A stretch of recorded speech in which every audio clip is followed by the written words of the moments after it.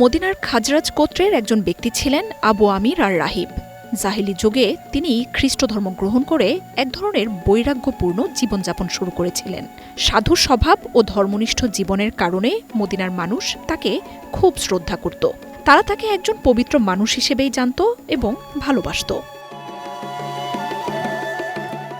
কিন্তু যখন মুহাম্মদ সাল্লাল্লাহু আলাইহি ওয়াসাল্লাম মদিনায় আগমন করেন এবং মানুষকে ইসলামের দাওয়াত দিতে শুরু করেন, তখন আবু আমিরের অবস্থান বদলে যায়। রাসূল সাল্লাল্লাহু আলাইহি ওয়াসাল্লাম তাকে সত্য দ্বীনের দিকে আসার আহ্বান জানালেও তিনি সেই দাওয়াত গ্রহণ করেননি, বরং তিনি ইসলামের বিরোধিতা শুরু করেন এবং ধীরে ধীরে রাসূলের প্রকাশ্য প্রতিপক্ষ হয়ে ওঠেন।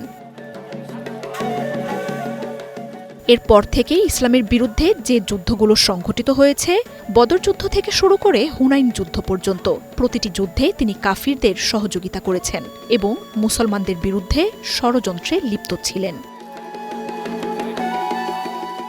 হুনাইন যুদ্ধে মুসলমানদের বিজয়ের পর আবু আমির মদিনা ছেড়ে সিরিয়ায় পালিয়ে যান, কিন্তু দূরে গিয়েও তার ষড়যন্ত্র থামেনি।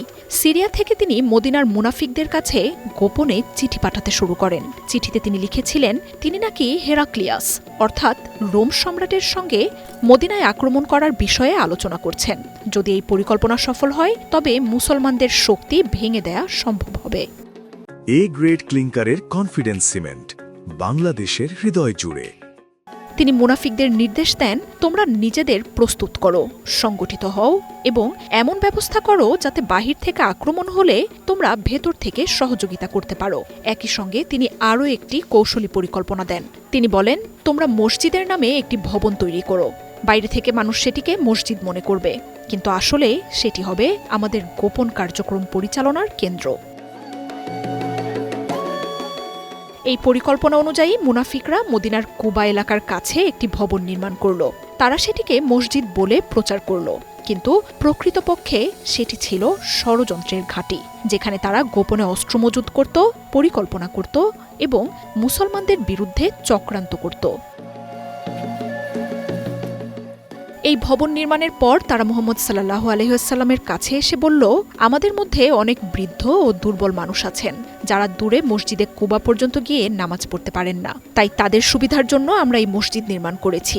আপনি যদি এখানে একবার নামাজ আদায় করেন তবে আমরা বরকত লাভ করব। সেই সময় রাসূল সাল্লাল্লাহু আলাইহি ওয়াসাল্লাম তাবুক অভিযানের প্রস্তুতি নিচ্ছিলেন। তাই তিনি বললেন, আমি এখন যুদ্ধে যাচ্ছি। আল্লাহ চাইলে যুদ্ধ থেকে ফিরে এসে সেখানে নামাজ পড়ব।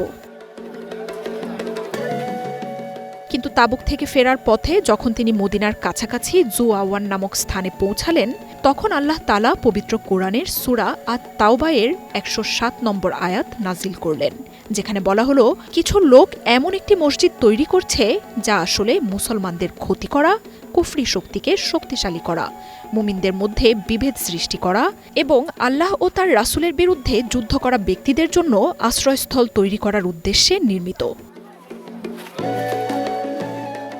এই আয়াত নাজিল হওয়ার মাধ্যমে সেই ভণ্ডামি প্রকাশ হয়ে গেল। আল্লাহ তাআলা স্পষ্টভাবে জানিয়ে দিলেন তাদের দাবি মিথ্যা। তখন মুহাম্মদ সাল্লাল্লাহু আলাইহি ওয়াসাল্লাম সেই তথাকথিত মসজিদে নামাজ পড়তে অস্বীকৃতি জানান এবং সেটি ধ্বংস করার নির্দেশ দেন। তিনি সাহাবী মালিক ইবনে দুকসুম ও মান ইবনে আদি রাদিয়াল্লাহু আনহু সহ কয়েকজন সাহাবীকে সেখানে পাঠান। অন্য বর্ণনায় আমির ইবনে সাকান ও ওহশি ইবনে হারবের নামও উল্লেখ রয়েছে। সাহাবীরা সেখানে গিয়ে সেই মসজিদ নামের ষড়যন্ত্রের ঘাঁটিটি জ্বালিয়ে দেন এবং সম্পূর্ণ ধ্বংস করে ফেলেন। ইতিহাসে এই স্থানটি মসজিদে জিরার নামে পরিচিত হয়ে আছে, অর্থাৎ এমন একটি মসজিদ যা ক্ষতি ও বিভেদ সৃষ্টির উদ্দেশ্যে নির্মিত হয়েছিল। এই ঘটনা মুসলিম উম্মার জন্য একটি বড় শিক্ষা। ইসলামে শুধু বাহ্যিক রূপই গুরুত্বপূর্ণ নয়, নিয়ত ও উদ্দেশ্যও অত্যন্ত গুরুত্বপূর্ণ।